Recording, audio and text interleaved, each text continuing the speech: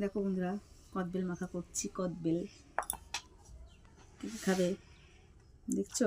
দেখো কদবেল মাখা করব, তার জন্য কি কি নিয়েছি এ দেখো। নুন, চিনি, ধনেপাতা, লঙ্কা সব কিছু নিয়ে নিয়েছি। এবার তেলটা দিয়ে মাখা করব।